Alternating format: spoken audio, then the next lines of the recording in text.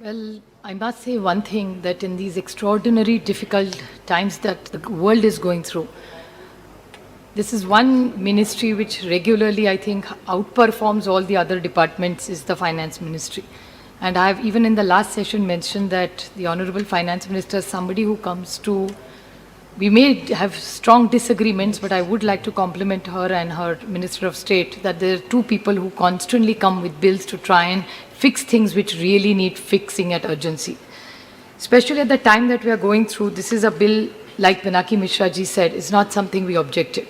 And it's something we support, and it's probably the need of the hour, and it's a sensitivity of the ministry to bring up the pandemic issue at this time and make sure that the companies which are already under such pressure get a breather. But there are three quick clarifications I would like to ask her, because I remember her speaking on this bill in the month of March. I could stand corrected. Is she mentioned that in this bill there would be cross border issues when they come up, we would have a specific rule, make sure that all Indian investors are protected when we have international relations. You're bringing a FDI in such a big way into India. So how will you make sure both sides, I mean, I feel every investor should be protected, but when we have cross-border issues, how are we going to address? And you had mentioned it. So is it included? And if it's not, how soon would you? Because we really need, because the JPC was formed in 2017, we're in 2020. So it's a very important issue I think we all need to address so every investor is protected. The second issue, which is very, very important, and I think which the Treasury Speaker talked about, was about the monies that have come back. He mentioned about Section 7, Section 9, Section 10 very proudly. I'm not taking away from the fact. But in Section 7, if please I could stand corrected because finance is not my core strength, but is morely about banks and about the financial creditors. Now I want to know how much monies have we lost. I agree he said 45% has got, which is a wonderful thing. I would compliment your government. But 45 out of 100, so what has happened to 54.5? So what has happened? Is that a haircut? Is that money gone? What is the status of this bank? And because of these several things, I don't think any of us should be proud if a company shut. Whether छोटी हो company, बड़ी हो company, लेकिन नौकरी चली जाती है लाखों हजारों की, and unemployment is at its absolute bottom globally. So what intervention are you doing? So I'm not sure what Mr. Dubey said about Section 7, 9 and 10 is something very complimentary or anything to be proud of. The other point is between resolution and liquidation. Liquidation is the worst option. So is that something we are looking for? Because we haven't got monies back when we have liquidated. So should resolution not be our first priority? And I would come back to that point again because there are one or two companies I would like to bring to your notice.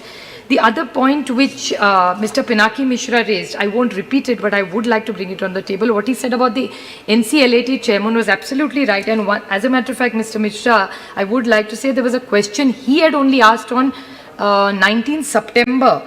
And the reply from the Corporate Affairs was that the e-courts also, as you've talked about the chairman, I'm taking it further down, as the question you asked whether government has any plans to expand e-courts so that there could be less pressure. The reply the government has given is that only 16 benches of NCLT there are, but only 9 benches are online. So I would have a request that if we, like he said, that NCLT needs a chairman, plus the entire infrastructure, if we really want to accelerate and help the poor man, we should do this.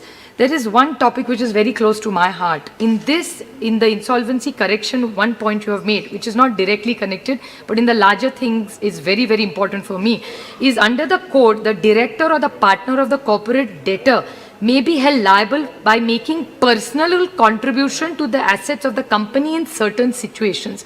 I would request the Honorable Finance Minister that she had brought another bill for cooperative banks just last week. Can we extend this and so that in PMC Bank, all the lands which are lying or properties which are lying in a time-bound manner sell? So if it works for insolvency here, why can't it work for the PMC Bank?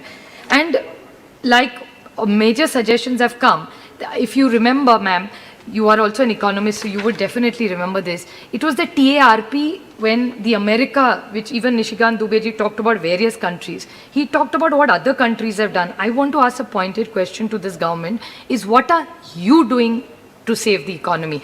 I remember the US at one time had the Trouble Asset Relief Program in 2008, which was a financial crisis to stabilize financial systems, for better economic growth, and to mitigate foreclosures. So do you have a plan to make our economy strong and robust, something specific like this which has been mentioned?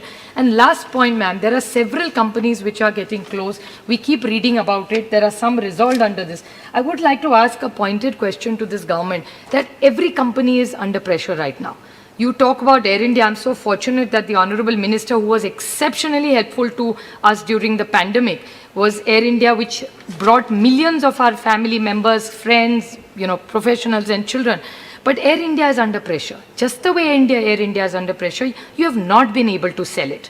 Now, when Air India, which is a company run by a government, to sell it, it is a business stress or a business loss. There are other companies, take example Jet Airways. I would specifically talk about Jet Airways because Jet Airways has a huge hub and huge employment, especially from the state where I come from, where it started, which is Maharashtra. So why is Jet Airways treated differently than Air India? Why is BSNL treated differently than other? So if the government makes mistakes, it's okay. Whether it's your government, my government, that's not the point. Who did it? Why did it? It's been 6 years now. So in 6 years, what corrective measures have you taken to make sure that every government run is run better and privates are bad? So can we have some solution? And why should it be that when it's government, it's a business stress, and when it's a private company, it's always corruption? I think it's unfair, especially when you're trying to do ease of business. I compliment the government. You have gone up the ladder in doing ease of business. And I don't think capitalism is bad at all. They create jobs, they create wealth. So when you're doing all this, what specific interventions will you do to improve them? And all of them are lying, some of them for bankruptcy, some for resolutions, some for NCLT. So what quick time-bound measures are you taking to make every businessman or an investor feel confident that his money is or her money is safe in India, they are protected, and this government is beyond words and only legislations